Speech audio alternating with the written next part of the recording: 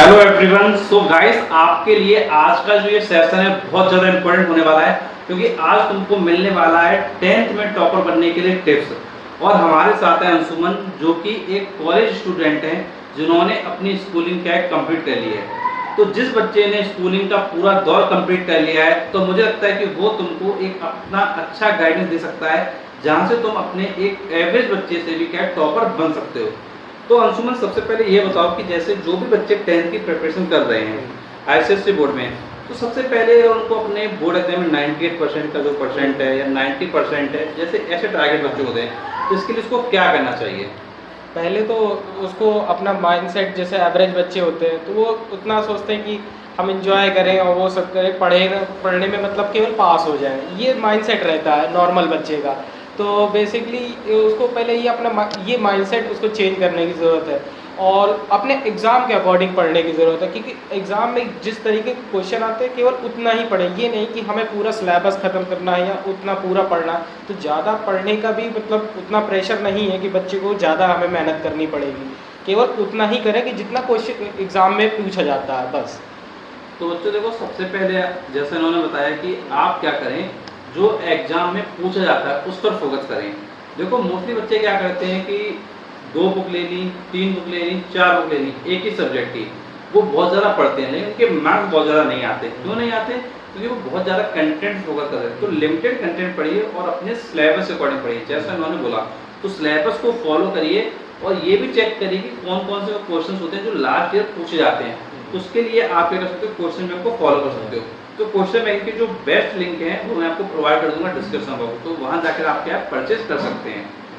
तो अंशुमन, आप जैसे ये बताओ, जैसे कि स्कूलों में मोस्टली बच्चे तो पढ़ते हैं, लेकिन कहीं ना कहीं ये समस्या कुछ बच्चों के साथ है कि वो बच्चे क्या करते हैं, कहीं ना कहीं अपने रास्ते से डेविएट होते हैं। वो क्या अपने बॉयफ्रेंड के चक्कर में पढ़ रहे हैं, गर्लफ्रेंड के चक्कर में पढ़ रहे हैं, कहीं ना कहीं अपने टाइम को वेस्ट कर रहे हैं। लेकिन मुझे लगता है कि ये आने वाले टाइम में क्या उनको प्रॉब्लम क्रिएट करता है। तो इसके बारे में क्या कहना चाहोगे? सब पहले तो दोस्ती तक तो ये सब चीज़ें ठीक होती हैं क्लासरूम में या वो है, लेकिन कहीं ना कहीं जब आप स्कूल बंक करने लगते हो या आप अपने मम्मी के दिए हुए कुछ चीज़ों के पैसे आप अपने मतलब किसी और चीज़ों में इन्वेस्ट करने लगते हो, तो कहीं ना कहीं ये चीज़ गलत होने लगती है। फिर वो हंसी मजाक तक तो ठीक है, फिर उसके बाद जो आप मतलब आप एक्टिविटीज़ करते हो वो चीज़ें मतलब थोड़े फिर गलत हो जाती। कहीं ना कहीं आप अपने पेरेंट्स का भी भरोसा तोड़ते हो, टीचर्स का भी तोड़ते हो और कहीं ना कहीं आपकी स्टडी में भी इफ़ेक्ट डालने लगता है। तो ये चीज़ें कुछ टाइम के लिए तो ठीक है, लेकिन अगर यही परमानेंटली आप एग्ज़ाम और इन सब चीज़ों से डेविएट होकर पढ़ने करने लगे तो ये चीज़ें गलत है, क्योंकि आप उस टाइम इतना मैच्योर नहीं होते हो इन सब चीज़ों को हैंडल करने के लिए। तो दोस्ती तक तो ठीक है, लेकिन उसके आगे फिर मेरे को चीज़ें गलत लगती है। तो क्या कॉलेज वाले बच्चे जो मैच्योर हो जाते हैं उनको करना चाहिए? नहीं, मैं ये नहीं कह रहा कि ये उनको करना चाहिए, लेकिन एक चीज़ों के लिए सर्टेन उम्र है, मतलब है होती है, तभी हम लोग करना चाहिए। वरना वोट डालने का अधिकार केवल 18 ही तक क्यों दिया गया है? अगर उनको होता तो 16-12 किसी में भी डाल सकते थे। क्योंकि 18 की एज पे क्या समझ आ जाता है कि हमारे लिए क्या राइट है, क्या रॉन्ग है। Yes yes. तो जैसा अंशुमन ने बोला कि बच्चे को बंक वगैरह अगर कर रहा है तो कहीं ना कहीं वो उसकी स्टडी पे इम्पैक्ट डालेगा। और एक सबसे अच्छी बात उन्होंने बोली कि जो ट्रस्ट है वो आप क्या खो दोगे, अपने पेरेंट्स का ट्रस्ट खो दोगे और अपने टीचर का ट्रस्ट खो दोगे, और फिर से उसी पेरेंट्स का बिलीव कर पाना तुम्हारे लिए क्या बहुत डिफिकल्ट हो जाएगा। तो कभी भी अपने पेरेंट्स के ट्रस्ट को मत खोना है और हमेशा अपनी प्रिपरेशन के लिए कंटिन्यू बने रहना है। और जो एज रखी जाती है, जैसे उन्होंने बोला कि बोर्ड के लिए एज है 18 ईयर, तो उसी तरीके से हर एक चीज़ की क्या एक सही एज होती है, सही उम्र होती है। तो सबसे पहले अपने अंदर क्या फाइनेंशियल स्टेबिलिटी लेके आओ, और बाकी का क्या है, लाइफ में बहुत आपके पास मूवमेंट आएंगे, बहुत आपकी लाइफ में चेंजेस आएंगे, तो उनके रेडी रहो। क्योंकि प्रिपरेशन अगर आज करोगे तो तुम्हारी फाइनेंशियल कंडीशन इंप्रूव हो जाएगी और अपने आप को क्या है फिजिकली और मेंटली भी क्या है स्ट्रॉन्ग बनाओ। तो अंशुमन, ये तो बात हो गई नॉर्मल। अब बात करते हैं जैसे कि कुछ बच्चे हैं जो टाइम टेबल को फॉलो करना चाहते हैं, किस समय पढ़ें, कैसे पढ़ें, क्या करें। तो ये बहुत बच्चों को प्रॉब्लम होती है, भाई टाइम टेबल क्या सेट कर लें। तो इसके बारे में क्या कहना चाहोगे? टाइम टेबल किसी को कोई आपको ये नहीं बता सकता कि आप इस टाइम पढ़ना चाहिए, ये तो आपके ऊपर डिपेंड करता है आप कितना कहाँ टाइम अपना ज़्यादा इन्वेस्ट कर रहे हो। जैसे कि क्योंकि अगर आपको कहीं ऐसा लगता है कि हम अदर एक्टिविटीज़ में इन्वॉल्व हैं या गेमिंग या वो अदर्स उसमें, तो उसका टाइमिंग आप कम कर सकते हैं। मैं ये तो नहीं कह रहा कि पूरा आप ख़त्म कर दीजिए, लेकिन हाँ कम कर सकते हैं। तो उसका जो आपका वीक सब्जेक्ट है या और भी कुछ चीज़ें होती हैं, जैसे कि हमें ये चीज़ उस सब्जेक्ट में नहीं समझ आ रही, तो उसमें आप इन्वेस्ट कर सकते हैं। और बाकी अगर जैसे कि है कि आप सो ज़्यादा रहे तो वो टाइमिंग आप कम कर सकते हैं। स्कूल क्योंकि सबकी स्कूल की टाइमिंग अलग अलग होती है, तो कोई एक सर्टेन अगर टाइम टेबल बताएंगे तो वो किसी न किसी चीज़ के लिए फॉलो नहीं हो पाएगा। तो ये मतलब बच्चे को खेलना पूरा है। हाँ, खेलना ज़रूरी है, क्योंकि फ्रस्ट्रेशन निकालने के लिए कुछ ना कुछ होना चाहिए, क्योंकि इतना मतलब हो जाता है प्रिपरेशन टाइम में, तो कुछ ना कुछ तो अदर एक्टिविटीज़ तो करनी चाहिए पढ़ाई के अलावा भी। मतलब खेलते रहो और पढ़ते भी रहो। हाँ, यस, दोनों करते रहो। तो बच्चों ये सबसे अच्छी बात है भाई, खेलते भी रहो पढ़ते भी रहो, क्योंकि लाइफ में बैलेंस होना बहुत ज़्यादा जरूरी है। अगर सिर्फ तुम पढ़ते रहोगे खेलोगे नहीं तो कहीं ना कहीं तुम्हारे माइंड में, जैसे उन्होंने बोला, क्या टेंशन वगैरह आएगी, कैसे अपने माइंड को फ्रेश करोगे। तो ये तो चीज़ होगी टाइम टेबल के ऊपर। जैसे कुछ बच्चे हैं जो 10-10 सालों के पेपर करते हैं, तो क्या 10 साल के पेपर सफिशिएंट या 2-3 साल के, 4 साल के, 5 साल के करने ही उचित होगा? नहीं, ये बोर्ड के ऊपर डिपेंड करता है कि आपकी किस तरीके से क्वेश्चन आ रहा है। अगर 10 साल के हैं तो उतना मेरे हिसाब से मायने नहीं रखता। अगर आपने 2-3 साल या 4 साल तक के लगा लिए तो उतना सफिशिएंट है, क्योंकि अपडेट होती रहते हैं एग्ज़ाम हर टाइम। तो पता नहीं 10 साल में जो क्वेश्चन पूछे गए तो वो अभी भी पूछे जाएंगे कि नहीं, ये थोड़ा वो रहता है। तो बच्चों आपको क्या है, कोशिश करिए कि भाई लास्ट 3-4 ईयर के क्वेश्चन पेपर के आप लगा लो, तो उतना ही तुम्हारे लिए क्या सफिशिएंट है। बहुत ज़्यादा पढ़ी हो नहीं भाई, हम 10 साल के करें, हम 15 साल के करें, ऐसा कुछ भी नहीं है। एक लिमिटेड ड्यूरेशन का लगाइए, जिससे कि आपको वो क्या रिजल्ट प्रोवाइड कर सके। अब जैसे अंशुमन, कुछ बच्चों के साथ प्रॉब्लम है कि भाई उनको याद नहीं हो रहा है। हाँ। ये सबसे बड़ी समस्या चल रही है भाई, पढ़ते तो हैं लेकिन जब एग्जाम आता है, एग्जाम में लिखने बैठते हैं तो चीज़ें माइंड से स्किप होती है। क्या तुम्हारे माइंड से भी ऐसा होता था कि तुम लिखने बैठे तो चीज़ें स्किप कर गई? हाँ, मेरे साथ भी ऐसा होता था, लेकिन कहीं ना कहीं हम लोग ये गलती करते हैं। मेरे को ऐसा रियलाइज़ होता है, जब हम लोग पढ़ने बैठते हैं या मैथ्स लगा रहे हैं या वो, तो हम लोग म्यूज़िक सुन रहे हैं या कुछ और अदर एक्टिविटीज़ में हमारा ध्यान रहता है, तो हम लोग पूरा कंसंट्रेशन पढ़ाई में नहीं रहता है। तो ये चीज़ें फिर जब हम एग्ज़ाम लिखने बैठते हैं तो हमें वही गाना फिर से याद आने लगता है, या वो होता है तो हमें फॉर्मूला या वो चीज़ें कॉन्सेप्ट नहीं याद आता है। तो ये सब चीज़ें मतलब जब आप पढ़ रहे हो तो ये बिल्कुल ना गलती करें कि हाँ, हम गाना भी सुनते जा रहे हैं और पढ़ते भी जा रहे हैं, तो ये मतलब नहीं करी गलती बिल्कुल करना। अच्छा, लेकिन गाना सुनते सुनते कुछ लोग पढ़ने की आदत डाले हुए हैं कि भाई गाना सुनेंगे तभी उनका माइंड जब काम करेगा। तो क्या वास्तव में माइंड काम करता है कि चीज़ें स्किप होती जाती हैं? चीज़ें स्किप होती जाती है। माइंड काम तो मतलब कभी भी आप देखिएगा, अगर 2 चीज़ें आप कर एक साथ करेंगे तो कहीं ना कहीं आपको गड़बड़ी दोनों कामों में दिखेगी। ना आपको गाना अच्छे से याद होगा, ना कॉन्सेप्ट क्लियर की होगी। तो ये दोनों काम अलग अलग ही करें तो मेरे हिसाब से ज़्यादा ठीक है। अच्छा, जैसे अंशुमन, एक जो समस्या अभी देख रहा हूँ मैं, ऑनलाइन और ऑफलाइन 2 चीज़ें चल रही हैं आज के हाँ। डेट में। अब ऑनलाइन को देखें और ऑफलाइन को देखें, मतलब दोनों चीज़ों को देखें, तो अब बच्चा क्या कर रहा है, जो मोबाइल पकड़े हुए है, हाँ। अपने डेस्क पे उसने मोबाइल रख लिया हाँ। और वो क्या पढ़ता जा रहा है। हाँ। जो पढ़ता जा रहा है तो क्या उसका ये इस तरीके से पढ़ना सही है कि उसको क्या नोट्स वगैरह बनाने चाहिए? क्योंकि मुझे लगता है कि नोट्स वगैरह जो पढ़ रहा है उसको नोट भी करना चाहिए, क्योंकि सिर्फ अगर हम पढ़ते जाते हैं तो हम जब एग्जाम टाइम पे आएंगे तो हम रिवाइज कैसे करेंगे? हाँ, ये बहुत बड़ी प्रॉब्लम है इस टाइम, क्योंकि आफ्टर कोविड के बाद सभी चीज़ें मतलब ऑनलाइन में आ गई। तो ये कहीं ना कहीं बच्चों की रिटन हैबिट है वो कम होती जा रही है। वो सोचते हैं कि हमने केवल वीडियो देख लिया 2x की स्पीड में या हुआ तो हमारा लेक्चर कंप्लीट हो गया है।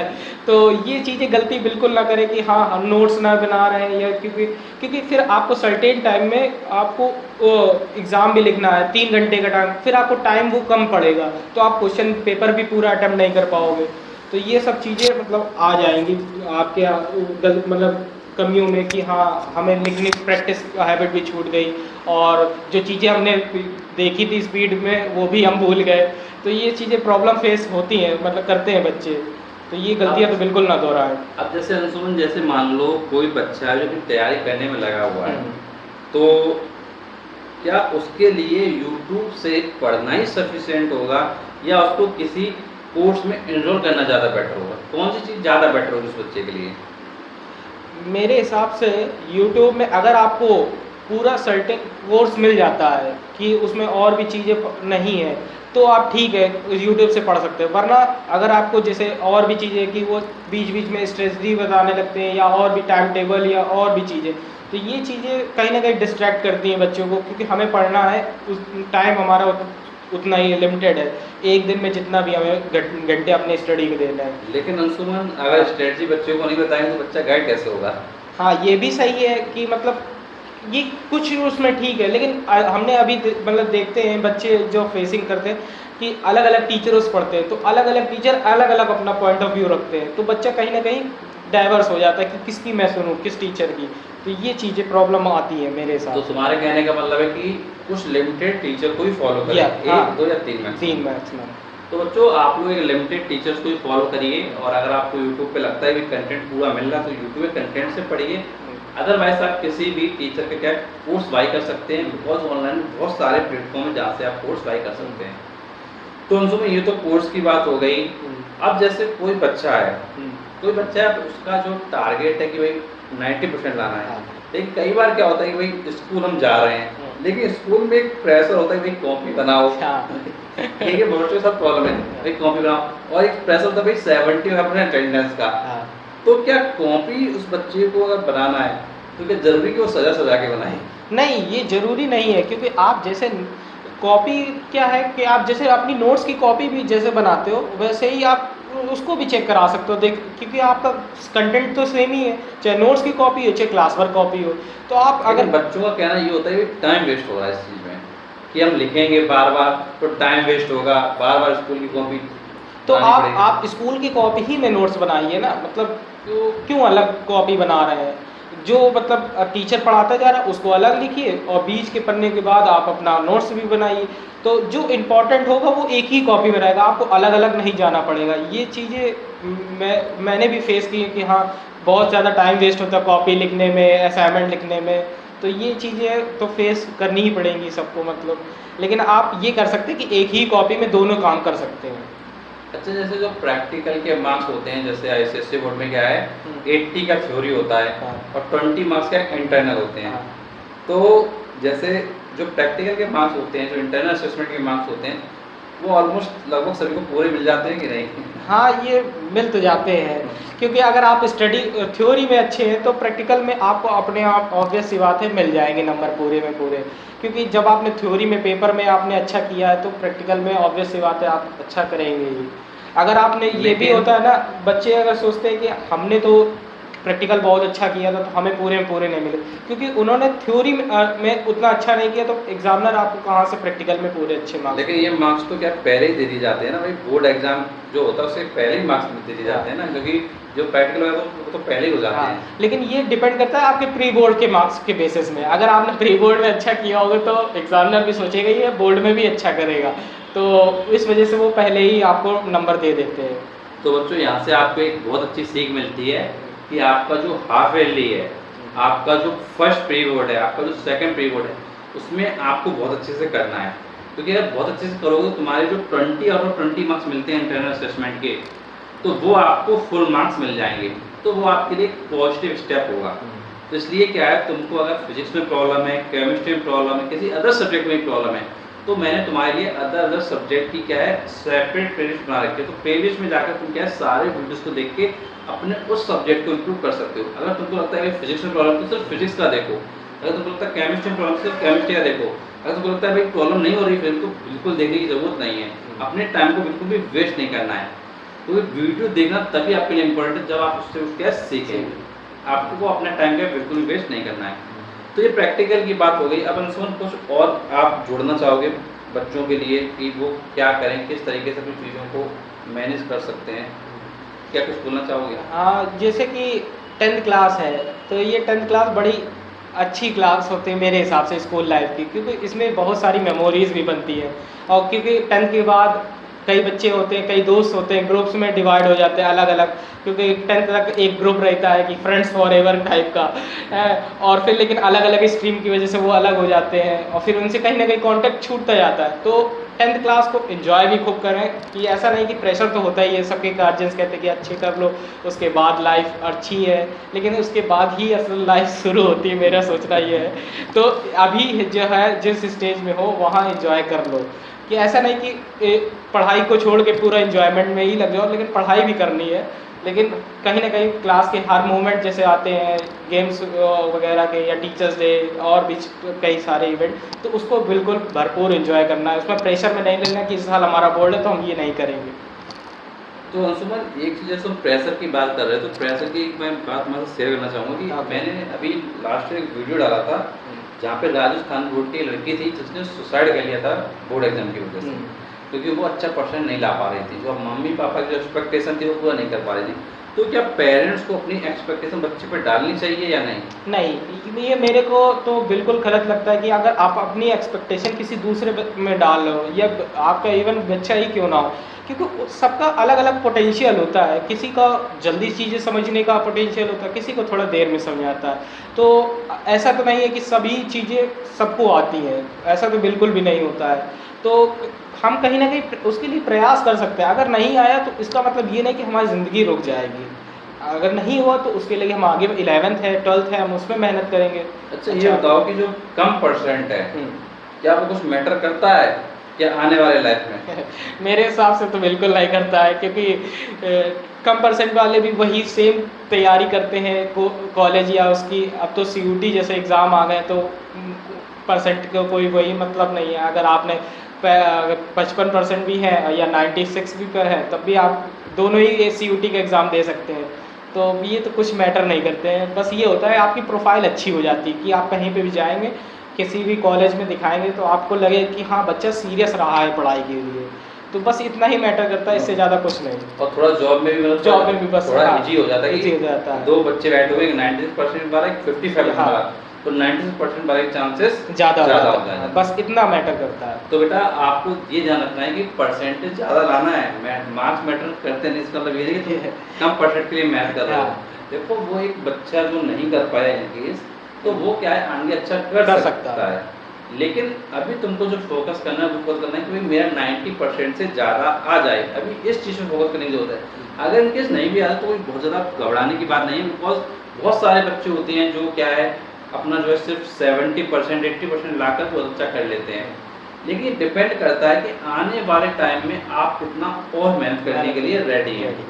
ऐसे मैंने कई बच्चे देखे जो शुरुआत में पढ़ने में क्या बहुत बिग थे, लेकिन आगे चल के उन्होंने बहुत अच्छा किया।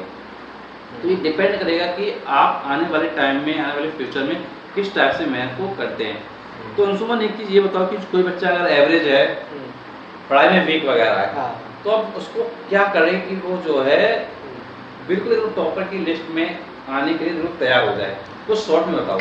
देखिए पहले तो उसको अपनी सब्जेक्ट की कमज़ोरी पता होनी चाहिए कि कहाँ मेरी वीकनेस है, कहाँ मेरा स्ट्रॉन्ग पोर्शन है, ये तो बिल्कुल पता होना चाहिए। अगर ये नहीं पता है तो पहले तो उस चीज़ों को ढूंढें कि हमारी कहाँ वीकनेस है या कहाँ पे हम डाइवर्ट हो रहे हैं तो पढ़ाई से। कैसे ढूंढना है उसको? अच्छा, तो पहले तो आप अपने मार्क्स को देखिए कि किस में सबसे ज़्यादा आपको कम आ रहे हैं या क्यों आ रहे हैं, ये चीज़ देखिए कि हमारी गलती, क्योंकि बच्चे को खुद पता होता है कि हमारी कहाँ कमी छूट रही है, क्योंकि और कोई एनालाइज करके बताएगा तो ये चीज़ें तो फिर एक तरीके से हो जाएगी कि हाँ हमने ये बता दिया तो बच्चा कहीं ना कहीं भूल जाएगा। लेकिन अगर वो खुद एनालाइज करेगा तो उसको पता रहेगा कि हाँ यहाँ हमें कमी है, यहाँ पे मैं वर्क करना है।